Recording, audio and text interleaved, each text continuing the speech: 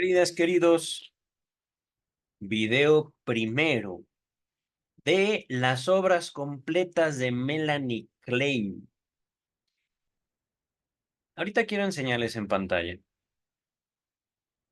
Ya están viendo en pantalla mi rostro junto al rostro de una alumna, una discípula, una seguidora de Sigmund Freud. No recuerdo, y de hecho no lo sé, si fue instruida directamente por el doctor Freud, la doctora Melanie Klein.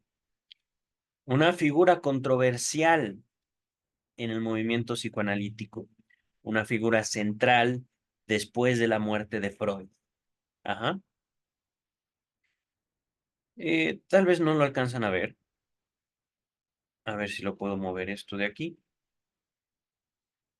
Sí. Bueno, no, creo que no lo ven, pero estoy moviendo yo los controles del el programa que me ayuda a grabar estos videos. Acá abajito, antes de comenzar con la obra de Melanie Klein, viene un pequeño apartado, 2861 páginas. Aparentemente, no se espanten realmente. En primer lugar, poco a poco acabamos con 24 tomos de este caballero a mis espaldas, 24 libros con cerca de 300 páginas cada uno. Son más de 6000 páginas las que ya leímos, compartimos en este canal de YouTube. Y además de estar subiendo videos de Melanie Klein, y voy a estar subiendo la biografía oficial de Freud con otro formato. Yo creo que no habrá necesidad de verme a mí. Es que no son textos, es un texto histórico la biografía de Freud. Ajá. Es un texto histórico biográfico, es un texto que va a requerir más de ilustraciones que de mi rostro y de eh, las palabras en pantalla. Ajá. Una pequeña introducción. Ahorita vamos a ver también los traductores. La obra de Melanie Klein se desarrolló a lo largo de casi 40 años. Es inevitable, tratándose de un esfuerzo creador que abarcó un lapso tan prolongado, que sus ideas sufrieran constantes ampliaciones, enmiendas y clarificaciones. En consecuencia, no es fácil para el estudioso frente a una producción que bien puede calificarse de copiosa. ¡Oh! Descubrir cuáles son las ideas más maduras de Melanie Klein o cómo llegó a concebirlas. Verán, y por supuesto es una compilación que encontré en internet. Aquí está. Traductores. Ed Friedenthal y Aberstaury Arminda. Traductores de la obra de Melanie Klein. Me parece que Melanie Klein lo escribió en inglés, me parece. Ajá.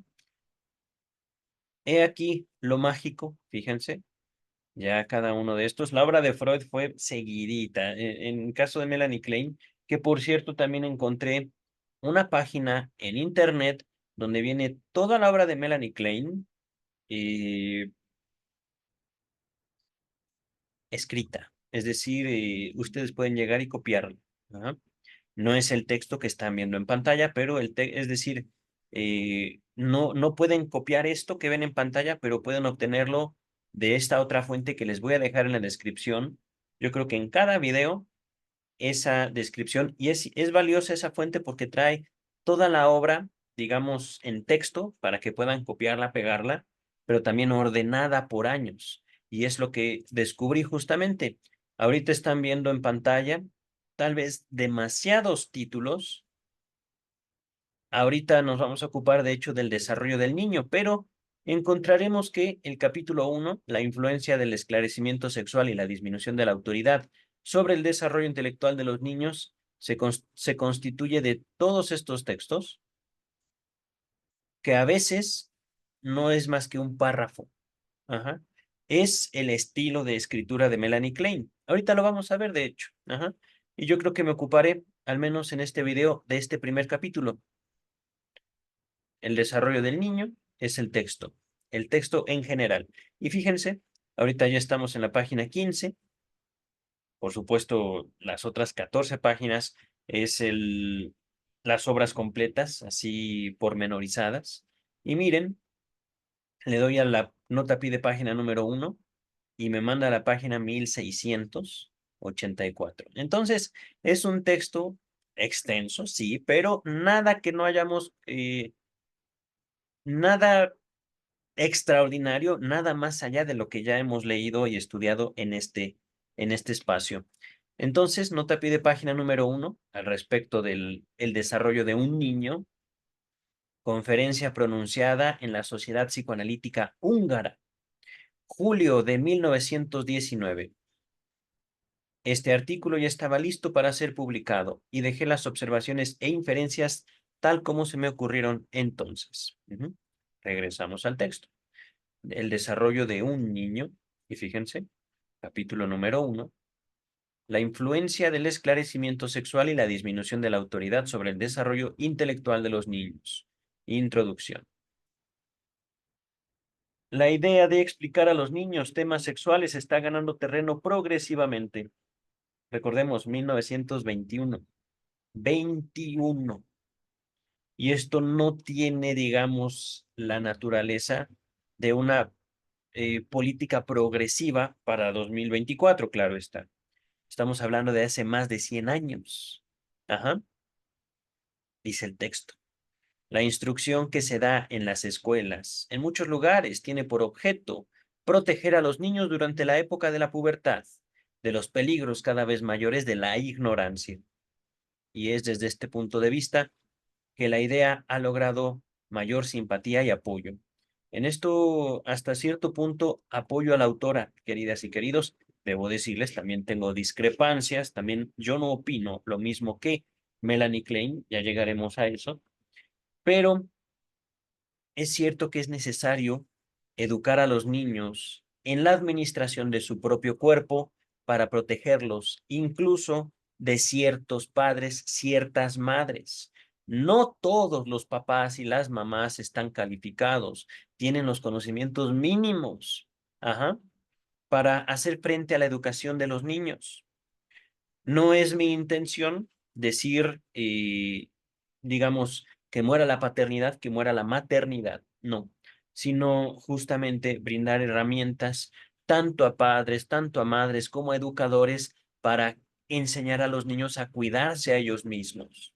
Y esto va también muy unido a mi desarrollo teórico, psicoanálisis del Estado, es, digamos, un planteamiento teórico que se aparta de una filosofía, que se aparta, digamos, de una corriente democrática para localizar en la condición infantil la necesidad de no solo una civilización, sino también una figura estatal. Y no me refiero a un instituto, sino a todo el Estado. La dupla conformada por gobierno y sociedad. Eso es para mí, teórico del Estado, un Estado. Y por supuesto, sociedad y gobierno no pueden, digamos, verse influidas por un pensamiento filosófico X.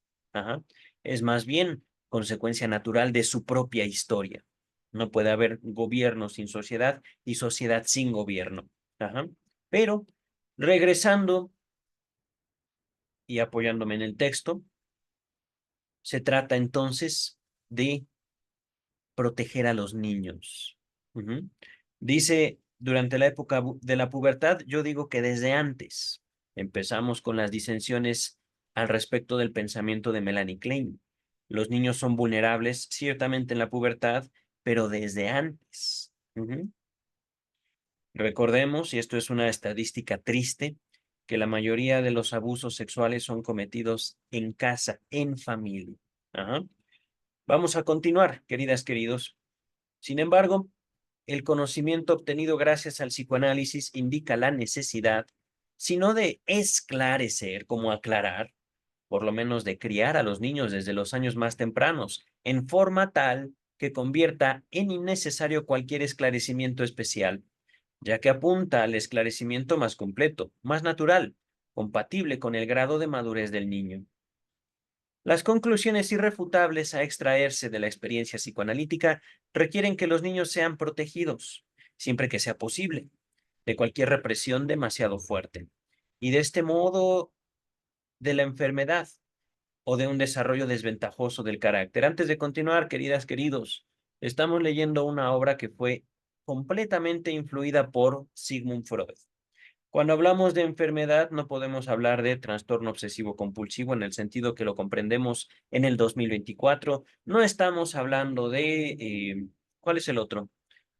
Trastorno limítrofe de la personalidad, no estamos hablando de depresión, no estamos hablando de cuadros de ansiedad como los conocemos hoy, al 2024, estamos hablando única y exclusivamente, específicamente de neurosis. Ajá. No estamos hablando aquí de otra cosa, sino de histeria y neurosis obsesivo-compulsiva, conforme a la tradición médica de ese tiempo, 1921, no 2024. Ujú. Y esto lo digo con el siguiente objetivo.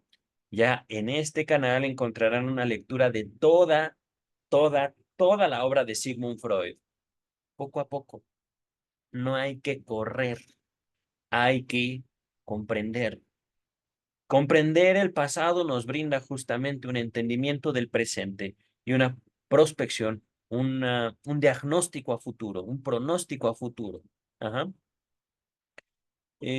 Encontrarán mucho, no solo en este espacio, en este video de YouTube, sino también en este canal, eh, por lo cual yo les invito no solo a suscribirse, que de hecho creo que es la primera vez que invito a algo así en todo mi tiempo aquí, sino también tengo muchos proyectos en mente que no sé hasta qué punto sean posibles, pero ya el tiempo lo dirá.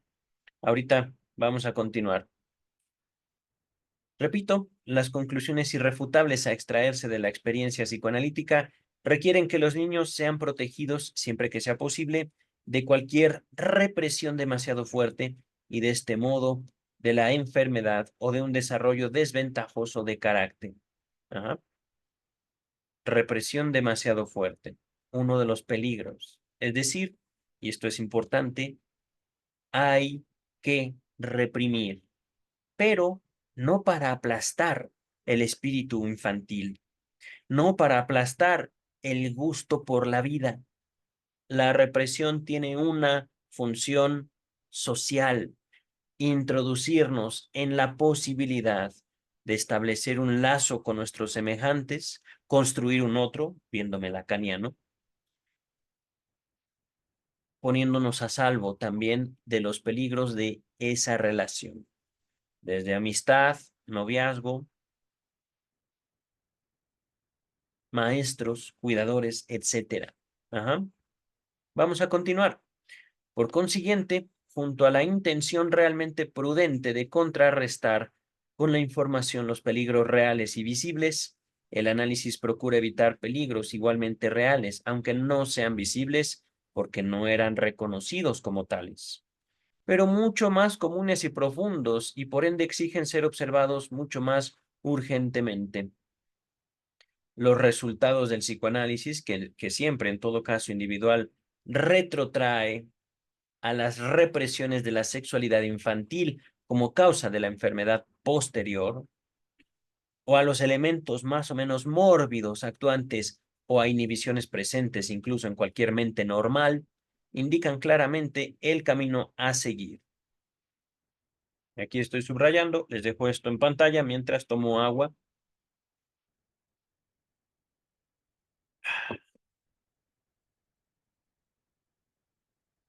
Véanlo, medítenlo, porque, por supuesto, no estamos aquí hablando primero de Sigmund Freud. Estas palabras subrayadas son de su alumna, Melanie Klein. Segundo, poco a poco, la alumna se va separando del maestro. La alumna va adquiriendo un criterio propio. Ajá. Esto que estoy subrayando está prácticamente calcado de estudios sobre la histeria, que les dejo en la descripción de este video. Estudios sobre la histeria es un texto por Sigmund Freud. Pero también hay algo importante. Sigmund Freud nace, digamos, intelectualmente de la medicina. Ajá. El psicoanálisis hasta cierto punto se separa de la medicina. ¿Por qué? Porque observa un propósito en la enfermedad y reconoce el derecho del paciente a la enfermedad. Qué frase tan horrible para un médico, pero fundamental para un psicoanalista. Ujú. El médico va a perseguir la salud, atropellando a veces al paciente en su método, en su técnica, en sus empeños. Y con atropellando no me refiero, digamos, a pasarle por encima con un coche, con un vehículo, sino justamente con su ciencia. Cuando reconocemos en psicoanálisis el derecho a la enfermedad, estamos también destacando una posición ética. Y ahorita lo estoy nombrando para que veamos la evolución de Melanie Klein. Hay una crítica muy, muy, muy fuerte hacia Melanie Klein.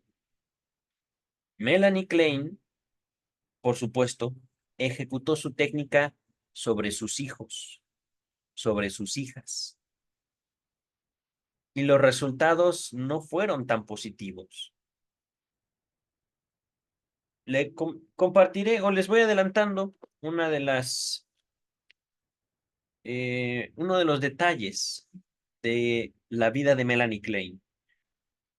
Melanie Klein, por supuesto, como les comentaba, tiene hijos, tiene hijas. eh, Sobre ellos ejecuta su técnica psicoanalítica, su ética. Con el tiempo y después de los resultados que ella obtuvo, que ya llegaremos a ellos en la biografía tanto de Freud como de Lacan, una de sus hijas deviene psicoanalista y es fuerte opositora a su madre. Fuerte. Ajá. Ahorita vamos a continuar con el texto kleiniano, el texto de Melanie Klein, para que veamos cómo evoluciona su pensamiento. Dice el texto, podemos evitar al niño una represión innecesaria. Aquí ya hay algo. Liberando primero y principalmente en nosotros mismos la entera y amplia esfera de la sexualidad de los densos velos de secreto, falsedad y peligro, tejidos por una civilización hipócrita sobre una base afectiva y mal informada. Hay algo aquí. De hecho, hay muchas cosas. Recordemos una cosa. El primer acto represivo es un acto que ejecutan sobre el niño o sobre la niña. Cuidadores. Ajá. Acto represivo, por ejemplo, un bebé jugando en el jardín, agarra tierra y se la quiere meter a la boca para ver a qué sabe. Ajá. Nada más. Tierra. Los padres lo ven. Con todo el cuidado y el cariño del mundo, le toman la manita. No, no, no. No te vas a comer eso. No hay ahí, digamos, una violencia. Digamos, desde la perspectiva adulta. Ajá. Pero desde la perspectiva infantil es un atropello completo. Es un acto total y absolutamente aberrante desde la perspectiva infantil. ¿Por qué? Porque el niño, la niña quiere comer tierra, tierra. Ajá. No tiene idea de que tal vez esté metiendo una bacteria o algo así. No tiene idea que corre peligro. Para él, para ella, bebés, tal vez ni siquiera hablan, pero ya pueden mover sus manitas, ya pueden experimentar el sabor. Para ellos es algo deseable saber a qué sabe la tierra, cuál es su sabor. Entonces, cuidado en, en los infantes es igual a represión. Ajá. Este acto, poco a poco, conforme los niños se van apropiando de un mundo de posibilidades, especialmente el lenguaje, van haciendo propias ciertas represiones. Ajá.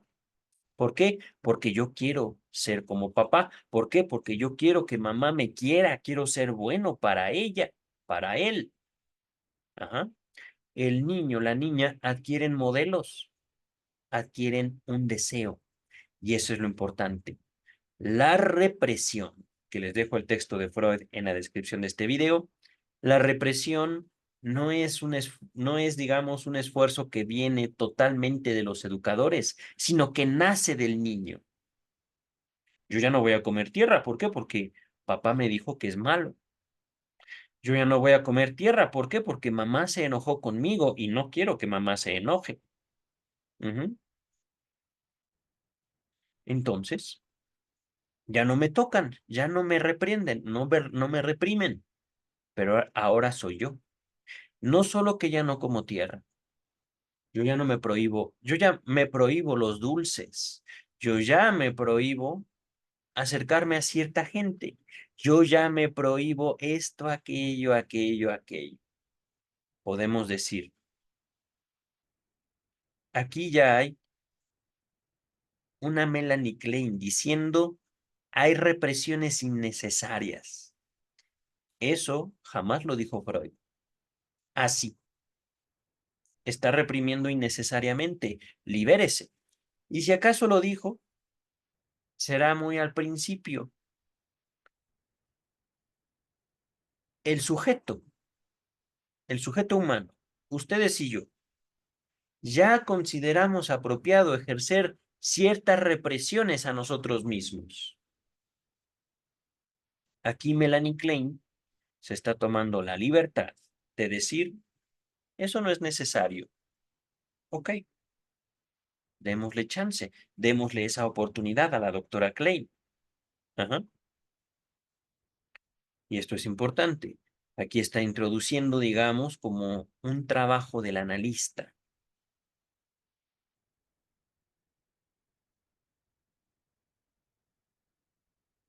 Vamos a evitar al niño una represión innecesaria, liberando, dejando libre. Primero y principalmente nosotros mismos, psicoanalistas, una amplia esfera de la sexualidad, de los densos velos de secreto, falsedad y peligro, tejidos por una civilización hipócrita sobre una base afectiva y mal informada.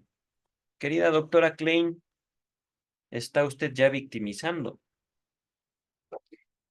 al ser humano. Civilización mala, ¿verdad? Les dejo también en la descripción el malestar en la cultura y el porvenir de una ilusión. Yo no participo de la civilización, doctora Klein. ¿Usted no participa de la civilización, doctora Klein?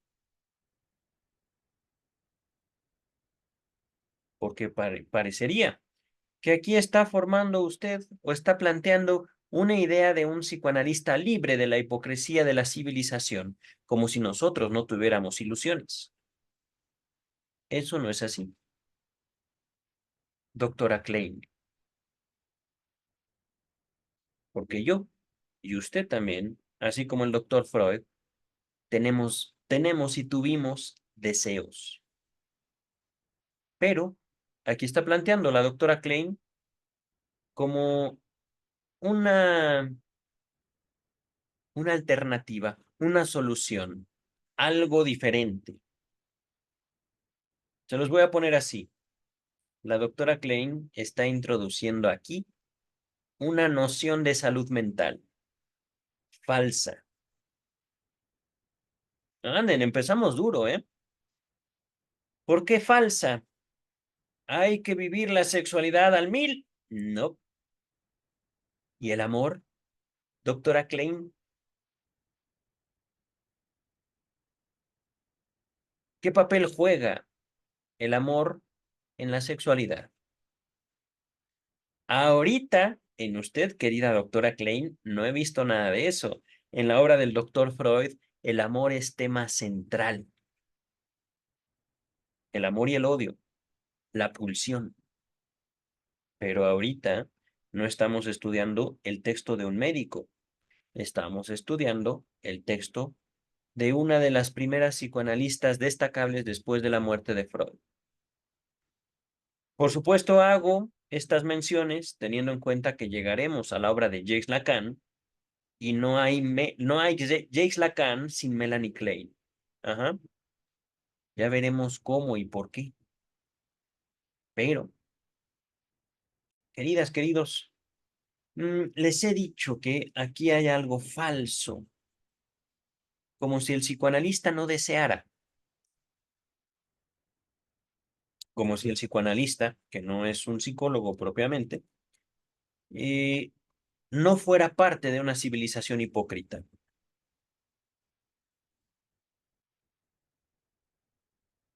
En ningún momento Freud se separa de la civilización.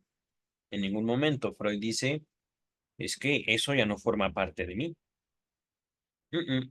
El porvenir de una ilusión es muy preciso y ciertamente abarcador. Dice el texto ahorita, dejaremos al niño adquirir tanta información sexual como exija el desarrollo de su deseo de saber, despojando así a la sexualidad de una vez de su misterio y de gran parte de su peligro. Doctora Klein, información sexual, ¿a qué se refiere con eso? Doctora Melanie Klein, porque el doctor Freud deja en claro algo muy importante en los tres ensayos de teoría sexual. La mayor parte de la vida sexual humana gira en torno a la fantasía, no al acto. Les dejo el estudio de los tres ensayos de teoría sexual en la descripción de este video. Esta elaboración, este planteamiento que estoy haciendo ha sido después de todo el estudio, pero es ciertamente algo central en lo que quería decir Freud sobre sexualidad humana. Y estoy de acuerdo, los niños tendrán dudas, y si nosotros no somos capaces de explicarles, ellos van a buscar fuentes, van a hacerse teorías, van a hacerse fantasías, que eso es inevitable, querida doctora Klein. Pero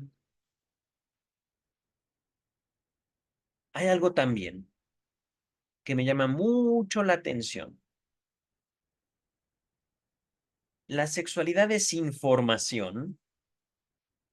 ¿Y cuál es la diferencia entre información y experiencia?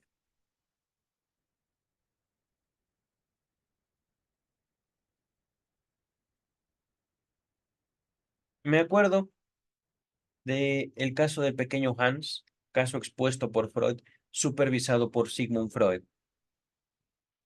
en el cual el niño de 4 o 5 años, niño alemán me parece, el pequeño Hans, está siendo bañado por su mamá.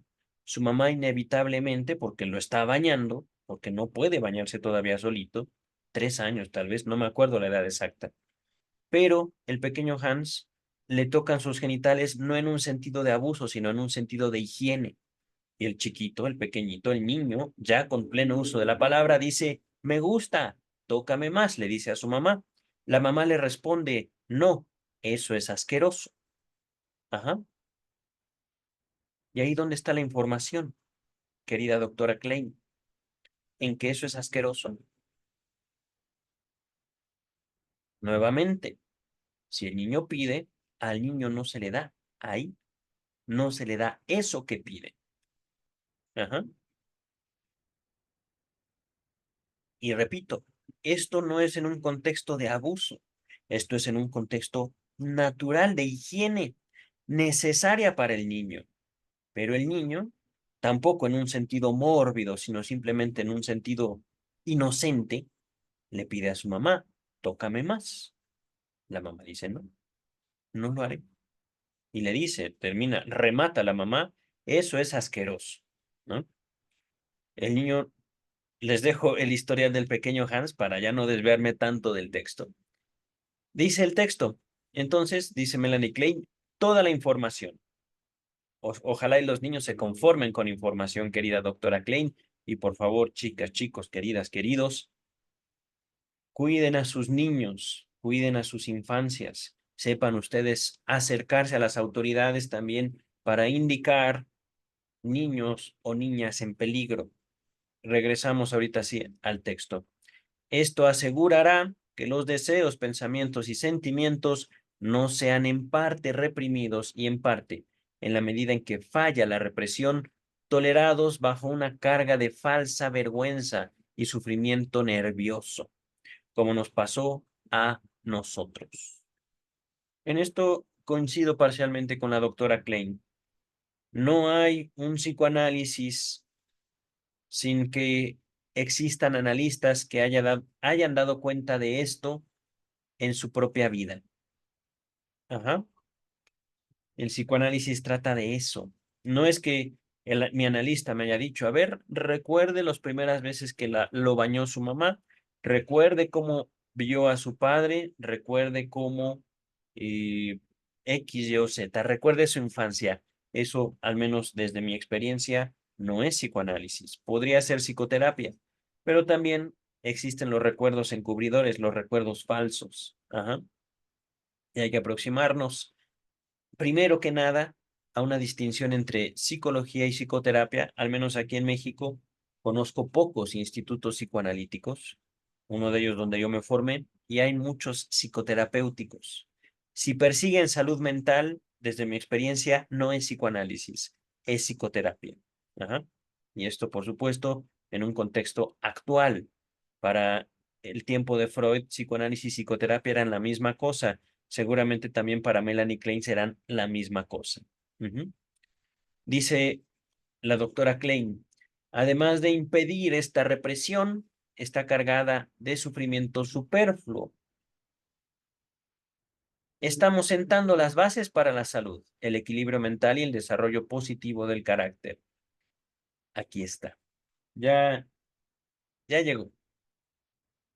Melanie Klein era una firme defensora de la salud mental. Yo no. Yo no puedo defender un valor del cual no hay ningún exponente en toda la historia de la humanidad. Ninguno. Freud no era sano mentalmente. Melanie Klein, al parecer, sí. Al parecer, ella tenía equilibrio mental, aunque no sé qué equilibraba. Y también, al parecer, Melanie Klein tendría un desarrollo positivo del carácter. No sé qué es eso, doctora Klein. ¿Podría ser más específica? Vamos a avanzar. Sin embargo, este resultado incalculablemente valioso no es la única ventaja que podemos esperar para el individuo y para la evolución de la humanidad, de una crianza fundada en la franqueza sin límites. Tiene otra consecuencia no menos importante, una influencia decisiva sobre el desarrollo de la capacidad intelectual. La verdad, esta conclusión extraída de experiencias y enseñanzas del psicoanálisis quedó confirmada en forma clara e irrefutable por el desarrollo de un niño del que tengo ocasión de ocuparme con frecuencia. Queridas, queridos, estamos en la página 17. Déjenme ver una cosa. Ah, como ven, no es un texto tan extenso, de hecho veo la letra muy grande, pero realmente no sé si voy a acabar las 40 páginas en este solo video. Ajá. Vamos a ver hasta dónde nos quedamos hoy. Página 17. Historia previa. El niño en cuestión es el pequeño Fritz, hijo de conocidos que viven cerca de mi casa. Esto me dio oportunidad de estar a menudo en compañía del niño, sin ninguna restricción. Además, como la madre sigue todas mis recomendaciones, puedo ejercer amplia influencia en su crianza. Doctora Klein, hay aquí algo muy curioso, un ejercicio de poder. Eh, Solo hago referencia de que Freud era más bien pasivo en su práctica, hasta donde, por supuesto, su biografía nos permite ver. La biografía, el trabajo de Freud. Freud era más bien, dime más, quiero saber más. Ajá. Y aquí, Melanie Klein tiene una madre que sigue todas sus recomendaciones. ¿Cómo le hizo doctora Klein? Dice el texto, el niño que tiene ahora 5 años es fuerte y sano, de desarrollo mental normal, pero lento. Empezó a hablar a los 2 años y tenía más de 3 y medio cuando se pudo expresar con fluidez. Incluso entonces no se observaron esas frases especialmente llamativas, como las que se oyen ocasionalmente a edad muy temprana en niños bien dotados. A pesar de esto, dada la impresión tanto por su aspecto como por su conducta de ser un niño inteligente y despierto, consiguió adquirir muy lentamente unas pocas ideas propias. Ya tenía más de 4 años cuando aprendió a distinguir los colores, y casi 4 años y medio cuando se familiarizó con las nociones de ayer, hoy y mañana. En cosas prácticas estaba evidentemente más atrasado que otros niños de su edad, a pesar de que a menudo lo llevaban de compras. Parecía por sus preguntas que le resultaba incomprensible que la gente no regalara sus pertenencias, ya que todos tenían muchas cosas, y era muy difícil hacerle comprender que debía pagarse por ellas, y a diferentes precios según su valor. 4 años, sí es bastante lento, de hecho.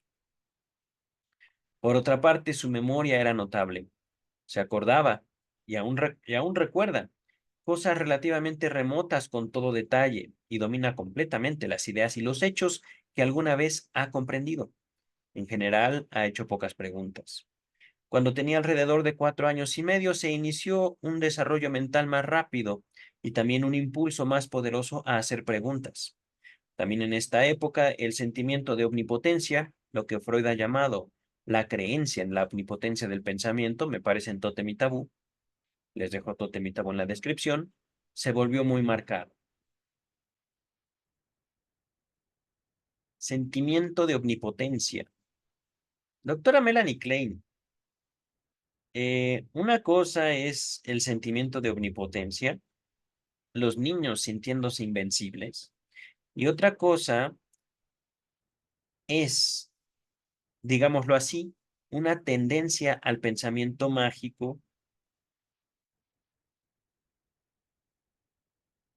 de las primeras civilizaciones. Y aquí he dudado un poco cuál es la diferencia. Un niño sabe que no puede, digámoslo así, con un pase de sus manos, aparecerse un vaso de agua. Por ponerlo así, pensamiento mágico. Ajá. Por otro lado, un niño efectivamente puede sentirse invencible de acuerdo al amor que le es transmitido, que le es hecho patente, que le es obvio por la relación con sus cuidadores. Ajá. Si son amados, se sentirán dioses, básicamente. Pero así es como lo está planteando Melanie Klein. El sentimiento de omnipotencia, lo que Freud ha llamado la creencia en la omnipotencia del pensamiento, que les digo, no es verdad. Así no lo planteó Freud, pero es su alumna y por supuesto ella es responsable de lo que escribe. Dice Melanie Klein, cualquier cosa de que se hablara, cualquier habilidad u oficio, Fritz decía que podía hacerlo perfectamente, incluso cuando se le probaba lo contrario. Ok, ciertamente, eso estoy de acuerdo, es un sentimiento de omnipotencia. Todo lo puede hacer ese niño, que no es lo mismo que esto. Si yo pienso, lo hago. No necesito hacerlo porque ya lo pensé. Y ahí está. Ahí podemos ubicar, al menos desde cierta perspectiva, lo que dice la doctora Klein. En otros casos, cuando como réplica a sus preguntas se le decía que el papá y la mamá también desconocían muchas cosas, esto no parecía quebrantar su creencia en su propia omnipotencia y en la de su ambiente. Cuando no podía defenderse de ninguna otra manera, incluso bajo presión, bajo la presión de las pruebas en contra, solía afirmar, por una vez que me muestren, podré hacerlo muy bien. De modo que, a pesar de toda la demostración de lo contrario, estaba convencido en que podía cocinar, leer, escribir y hablar francés perfectamente. Ok. Mm. Le sugiero leer conmigo Tótem y Tabú. Se los dejo en la descripción, ¿vale? No es exactamente lo mismo. Puedo comprender aquí, y esto es también, me parece más apropiado, un narcisismo increíble, pero típico en los niños. Yo lo puedo todo. Sí, claro. Yo puedo hacer y deshacer a voluntad. ¿Por qué? Porque soy un niño. ¿Por qué? Porque así soy. Soy perfecto en todos mis caminos. Narcisismo. Ajá. Les dejo también en la descripción introducción del narcisismo. Dice, continúa la doctora Klein, aparición del periodo de preguntas sobre el nacimiento. Investigación sexual del niño, al parecer. Es decir, la investigación sexual llevada a cabo por Fritz. Dice Melanie Klein. A la edad de 4 años y 9 meses aparecieron preguntas concernientes al respecto del nacimiento. Ajá. Uno se veía obligado a reconocer que coincidía con esto en un notable incremento de su necesidad de hacer preguntas en general. Quisiera señalar aquí que las preguntas planteadas por el pequeño, que en general se dirigía a su madre o a mí, eran siempre contestadas con la verdad absoluta y cuando era necesario, con una explicación científica adaptada a su entendimiento, pero tan breve como sea posible. Ok, creo que la entiendo, doctora Klein. Y es verdad, lo importante es no mentirles, no es tanto ocultarles información, no es tanto, digamos, presentar cierta perspectiva a favor o en contra, sino hablarles con la verdad. En eso estoy de acuerdo. Lo que yo no puedo creer es que la vida sexual sea solo información. Ujú. De hecho, para llevar a cabo una represión necesaria en uno mismo, la información tiene que verse corroborada con actos limitatorios de los padres. Ajá. Dice el texto, nunca se hacían referencias a las preguntas que ya se le hubieran contestado, ni tampoco se introducía un tema nuevo, a menos que él lo repitiera o comenzara espontáneamente una nueva pregunta. Después que hubo preguntado, ahorita vemos la nota 2. ¿Dónde estaba yo antes de nacer? La pregunta surgió nuevamente en la forma de ¿cómo se hace una persona? Y se repitió casi diariamente en esta forma estereotipada. Antes de continuar, nota 2. Vean, estamos en la página 18, nota 2. Nos fuimos a la página 1685. Dice la nota 2. La pregunta fue provocada por observaciones ocasionales de un hermano y hermana mayores, que le dijeron en diferentes oportunidades, tú no habías nacido todavía. Parecía fundada también en el sentimiento evidentemente doloroso de no haber estado allí siempre, narcisismo, ya que enseguida de habérsele informado y repetidamente después se expresaba satisfacción al decir que él, de cualquier modo, había estado antes allí. Pero era evidente que esta no fue la única instigación para la pregunta, ya que poco antes apareció en la forma alterada de cómo se hace una persona. A los 4 años y 3 meses se repitió frecuentemente otra pregunta. Durante un tiempo preguntaba, ¿para qué se necesita un papá? Y más raramente, ¿para qué se necesita una mamá? La contestación a esta pregunta, cuyo significado no fue reconocido en esa época, fue que uno necesitaba un papá para que lo quisiera y lo cuidase.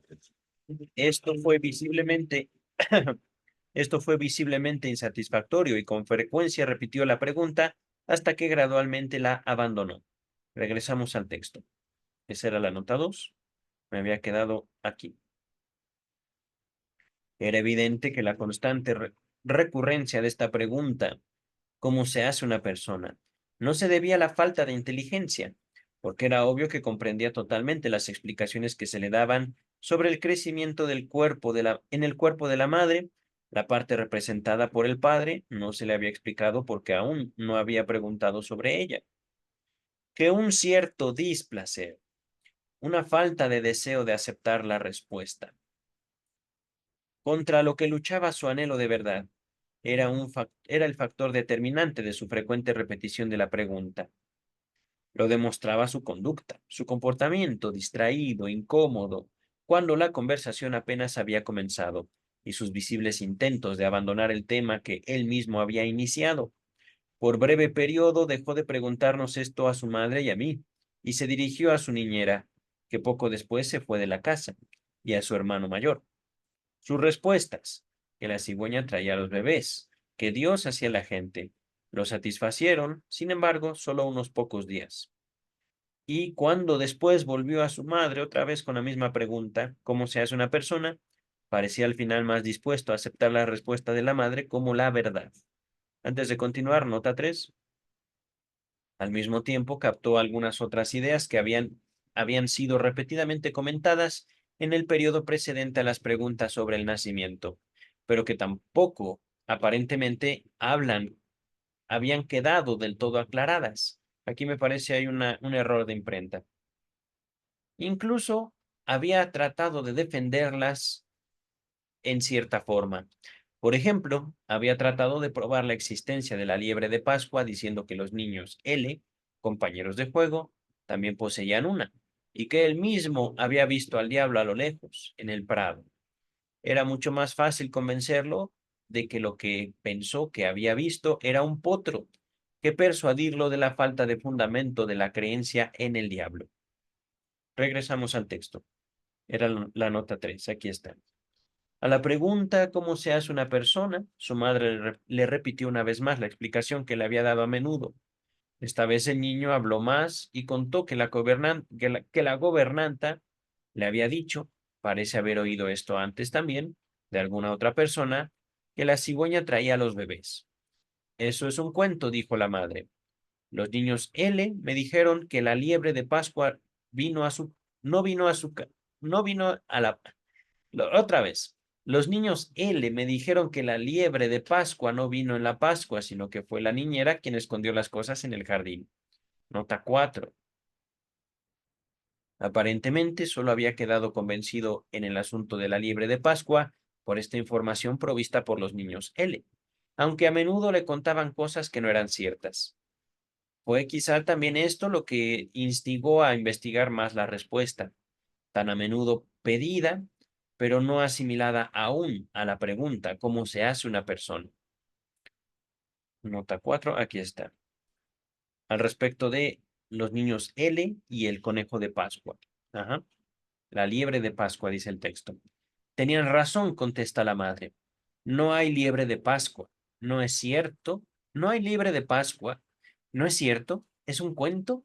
Por supuesto, dice la madre. Y tampoco existe Papá Noel, Santa Claus. No, tampoco existe, dice mamá. ¿Y quién trae el árbol y lo arregla? Los padres. ¿Y tampoco hay ángeles? ¿Eso es también un cuento? No, no hay ángeles. Eso es también un cuento.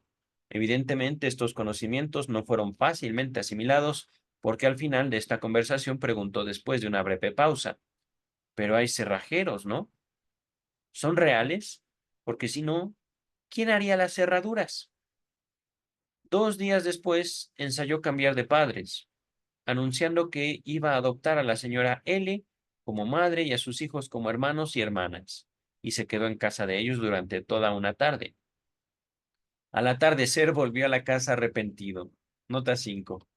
Se había escapado de la casa alrededor de 2 años antes, pero no se descubrió su razón para hacerlo. Lo encontraron ante una relojería observando curiosamente el escaparate. Regresamos. Nota 5, aquí está. Su pregunta al día siguiente, hecha a su madre inmediatamente después del beso de la mañana.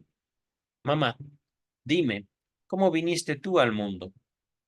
Mostraba que allí había una conexión causal entre su cambio deliberado de padres y el previo esclarecimiento que había sido tan difícil de asimilar. ¡Wow! Después de esto, también mostró mucho más placer en entender realmente el tema, al que retornaba repetidamente. Preguntó cómo sucedían los perros.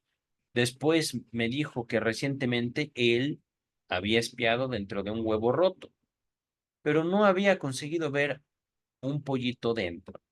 Cuando le expliqué la diferencia entre un pollito y un niño, y que este último permanece dentro del calor del cuerpo materno hasta que está lo suficientemente fuerte como para salir afuera, se sintió evidentemente satisfecho. Dice Fritz, pero entonces, ¿quién está dentro de la madre para darle de comer al niño o al chico? Preguntó. Al día siguiente me preguntó, ¿cómo crece la gente? Cuando tomé como ejemplo a un niñito que él conocía y como ejemplos de diferentes estadios del desarrollo a él mismo, a su hermano y a su papá, dijo, yo sé todo eso, pero ¿cómo se crece? Qué genial, el niño está genial. Durante la tarde lo habían regañado por desobedecer. Estaba perturbado por ello y trataba de hacer las paces con su madre. Le dijo, seré obediente mañana, y al otro día y al otro día. Deteniéndose súbitamente, pensó por un instante y preguntó, dime, mamá, ¿cuánto falta para que venga pasado mañana? Y cuando ella le preguntó qué quería decir exactamente, repitió, ¿cuánto tiempo tarda en venir un nuevo día? E inmediatamente después, mamá, la noche pertenece siempre al día anterior y temprano a la mañana. ¿Es otra vez un nuevo día? Nota 6. La concepción del tiempo que le había resultado tan difícil parecía habérsele aclarado. Una vez, cuando ya había aparecido el creciente placer por hacer preguntas, dijo, ayer es lo que ha sido, hoy es lo que es, mañana es lo que vendrá. Regresamos al texto. La madre fue a buscar algo y cuando retomó la habitación, él estaba cantando para sí. Cuando ella entró, dejó de cantar. La miró fijamente. Dijo, al parecer, Fritz, si hubieras dicho ahora que yo no tenía que cantar, yo tendría que dejar de cantar. Cuando ella le explicó que nunca le diría una cosa así, porque siempre él podía hacer lo que quisiera, excepto cuando había alguna razón para impedírselo, y le dio ejemplos, pareció satisfecho. Conversación sobre la existencia de Dios. Al día siguiente, Fritz se lamentaba de eso porque quería jugar en el jardín y preguntó a su madre, ¿sabe Dios cuánto tiempo dejará que llueva?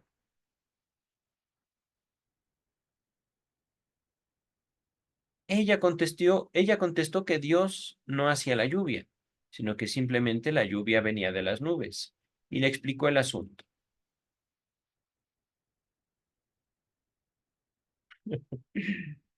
Al día siguiente, al día siguiente la recibió nuevamente con una pregunta largo tiempo abandonada. ¿Cómo se hace una persona? Me río, ¿saben por qué? Em, no sé si justamente esto lo dice la mamá de Fritz, ¿ok? Pero ¿hasta qué punto la mamá de Fritz está haciendo una extensión de Melanie Klein? Ya les observé ¿cómo decir? El juego de poder entre Melanie Klein y la mamá de Fritz. Ajá. Y, y nuevamente apelo al historial clínico del pequeño Hans que les dejo en la descripción.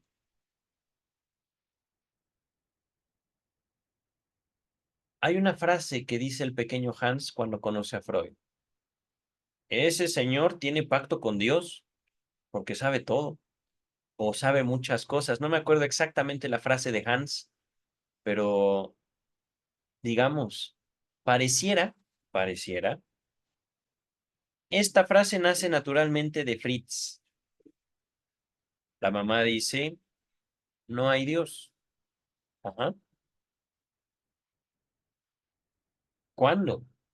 Totem y Tabú, Moisés y la religión monoteísta, no se trata de decir no hay Dios, sino de reconocer en la palabra Dios la influencia paterna, el deseo de un padre, el deseo de cuidado. Ahorita voy a dejar que el texto continúe, porque aquí hay algo curioso, en serio. Dice el texto. Al día siguiente la recibió nuevamente con una pregunta largo tiempo abandonada. ¿Cómo se hace una persona? La madre trató de descubrir que era exactamente lo que él no entendía de sus explicaciones previas. Exacto. Y el niño dijo sobre lo de crecer. ¿Pero qué es eso? Cuando trató de explicarle una vez más cómo crecían la cabecita y los miembros, los brazos, las piernas, dijo, dime, mamá, ¿pero cómo? De dónde vienen la cabecita y la pancita y todo el resto? Al replicarle ella que ya estaban presentes muy chiquitas, dentro de un pequeño huevo, como la florecita en el capullo, no preguntó más. Poco después preguntó, ¿cómo se hace una silla? Nota 7. Repitió esta pregunta en varias ocasiones durante un tiempo, cuando se hablaba de detalles sobre el crecimiento que tenía dificultad para comprender. ¿Cómo se hace una silla? Y la respuesta con la que estaba familiarizado y por lo que ya no se le contestaba más, parece entonces haber sido una especie de ayuda para él, usada como norma o comparación de la realidad de lo que acababa de oír. Usa la palabra realmente en la misma forma y con este intercambio el uso de cómo se hace una silla. Decreció y cesó, terminó gradualmente, poco a poco. Regresamos, nota 7, aquí nos quedamos. Entre tanto, su madre lo había vestido. Entonces preguntó espontáneamente, ¿no es Dios quien hace llover? Tony, la mucama, dijo que Dios hace llover. Después de la respuesta de la madre, preguntó, ¿es un cuento que Dios hace llover? Al replicar ella que sí, contestó o preguntó, ¿pero hay realmente Dios? La madre le replicó algo evasivamente que ella nunca había visto, que ella nunca lo había visto a Dios. Uno no lo ve, pero ¿está realmente en el cielo? ¡Qué niño tan genial! En el cielo solo hay aire y nubes. Bueno, creo que es respuesta de la madre. ¿Pero existe realmente Dios? Pregunta el niño. ¡Oh, qué bello! Preguntó otra vez. No había escapatoria, de modo que la madre tomó una decisión y dijo, no, hijo, no existe. Pero mamá, si una persona grande dice que Dios existe y vive en el cielo, ¿tampoco es cierto entonces? La respuesta de la madre fue que muchos adultos no sabían la verdad sobre las cosas y no podía hablar de ellas y no podían hablar de ellas correctamente. Había ahora terminado su desayuno y se detuvo ante la puerta que daba al jardín, mirando hacia afuera. Estaba pensativo. De repente dijo, mamá, veo lo que existe y lo que yo veo está realmente allí, ¿no? Veo el sol y el jardín, pero no veo la casa de mi tía María y sin embargo está ahí también, ¿no? La madre le explicó por qué no podía ver la casa de su tía María y él preguntó, mamá, tú tampoco puedes ver su casa. Y demostró su satisfacción cuando ella replicó que no. ¡Oh! ¡Bravo, pequeño! Inmediatamente después, sin embargo, preguntó algo más. Mamá, ¿cómo llegó el sol hasta allí? Y cuando ella dijo algo pensativamente, ¿sabes? Ha estado allá desde hace mucho, mucho tiempo. Él dijo, sí, pero mucho, mucho antes. ¿Cómo llegó hasta ahí? Debo explicar aquí la conducta algo insegura de la madre para con el niño en la cuestión de la existencia de Dios. Ah, la madre es atea, pero al criar a los mayores no había puesto en práctica sus convicciones. Es verdad que los niños se criaron con bastante independencia de la religión y que les había hablado un poco de Dios o poco sobre Dios, pero el Dios que su ambiente, escuela, etcétera, les presentaba ya hecho, nunca fue negado por la madre. De modo que aunque se hablara poco de él, igual estaba implícitamente presente para los niños y ocupaba un lugar entre las concepciones fundamentales de su mente. El marido, que sostenía una concepción panteísta de la deidad, aprobaba la introducción de la idea de Dios en la educación de los niños, pero los padres no habían decidido nada preciso sobre este punto, pues no era tan necesario. Accidentalmente sucedió que ese día, y esto es importante también, tanto el pequeño Hans como el pequeño Sigmund Freud, ya lo veremos en su biografía, hablaban de Dios. Y esto porque les servía, era una palabra que a ellos, a los niños, les da cierto entendimiento del mundo. Y esto, llevado ya a una religión organizada, a una vida adulta, no es símbolo de, digamos, falta de inteligencia. No es símbolo, como lo decía la mamá de Fritz, de gente que no sabe cómo son las cosas, sino de una particular perspectiva del mundo. Y me estoy apoyando, Moisés y la religión monoteísta, de Sigmund Freud, el porvenir de una ilusión y el malestar en la cultura. Por no decir tótem y tabú. En tótem y tabú, Freud hace un maravilloso, digamos, discurso, una maravillosa elaboración al respecto de la función de la religión en la cultura. No se enemista con la religión el doctor Freud, pero de todos modos sí hace un análisis muy fuerte de la religión en estos 4 textos que les he mencionado y que encontrarán en la descripción de este video. Ujú. Accidentalmente sucedió, dice Melanie Klein, que ese día la madre no tuvo oportunidad de discutir la situación con el marido, de modo que cuando a la tarde el pequeño preguntó repentinamente a su padre, papá, ¿hay realmente un Dios? El padre contestó simplemente, sí. Frix exclamó, pero mamá dijo que en realidad no hay Dios.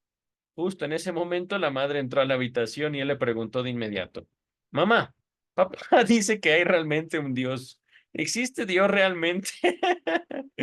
Ella, lógicamente, se turbó bastante, se molestó y contestó, yo nunca lo vi y tampoco creo que exista.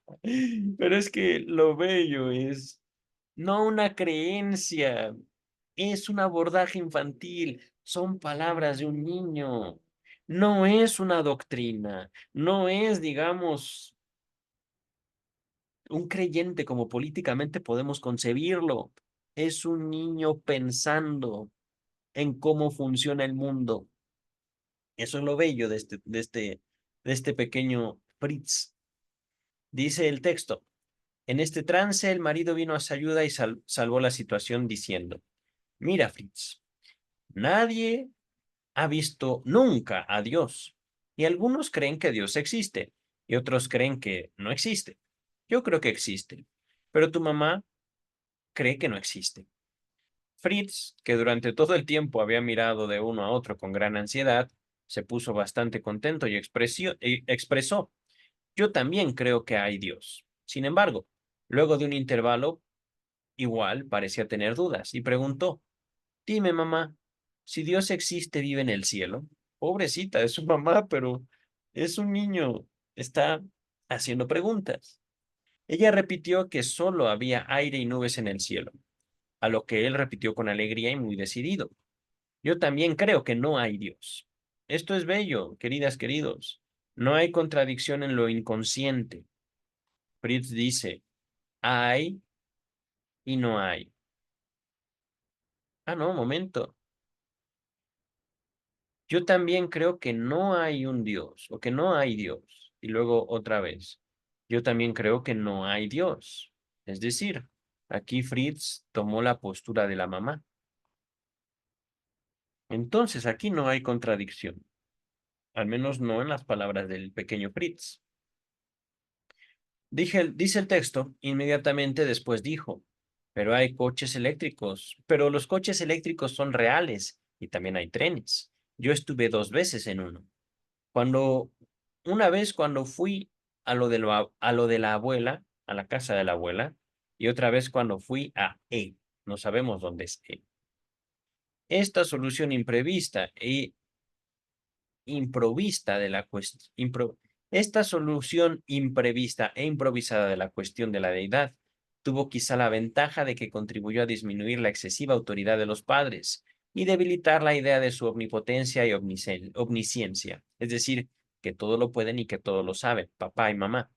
ya que permitió al niño aseverar, cosa que no había ocurrido antes, que su madre y su padre sostenían opiniones diferentes sobre una cuestión importante. Este debilitamiento de la autoridad podía posiblemente provocar cierta sensación de inseguridad en el niño, pero según creo superó esto con bastante facilidad, porque aún quedaba un grado suficiente de autoridad para procurarle una sensación de apoyo. Y de cualquier modo, no observé en su conducta general ningún rasgo de semejante afecto, perdón, semejante efecto, ya sea sensación de inseguridad o disminución de la confianza en alguno de los padres. De cualquier modo, una pequeña observación hecha alrededor de 2 semanas después pudo haber tenido alguna conexión con esto. Durante un paseo, su hermana le había pedido que preguntara a alguien la hora. ¿A un señor o a una señora?, preguntó él. Se le dijo que eso no tenía importancia. Pero si el señor dice que son las 12 y la señora dice que son la 1 menos cuarto, preguntó pensativamente. Me parece que las 6 semanas siguientes a esta conversación sobre la existencia de Dios constituyen en cierta medida la conclusión y clímax de un periodo definido. Encuentro que su desarrollo intelectual durante y desde este periodo se ha estimulado y ha cambiado tanto en intensidad, dirección y tipo de desarrollo, comparado con su estado anterior, como para permitirme distinguir 3 periodos hasta aquí de su desarrollo mental, que datan desde que pudo expresarse con fluidez. El periodo anterior a las preguntas sobre el nacimiento, el segundo periodo comenzando con esas preguntas y finalizando con la elaboración de la idea de la deidad, el periodo tercero que acababa de comenzar. Queridas, queridos, miren,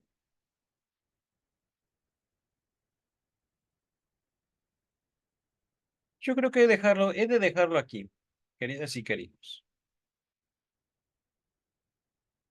Una pequeña introducción al caso de Fritz, ¿vale? Vamos a seguir abordando el caso de Fritz, yo creo que por varios videos. Nos quedamos en el tercer periodo, pero por el momento lo dejaremos hasta aquí, por cuestiones de tiempo, por cuestiones también de descanso. Necesito descansar y también para que no abordemos con tanta prisa y tanta, ¿cómo decirlo? Que no sean videos tan largos. Ajá. Puede ser que para ustedes no sea la gran cosa, pero a veces sí es bastante pesado para mí. Nos vemos en otro video. Bye.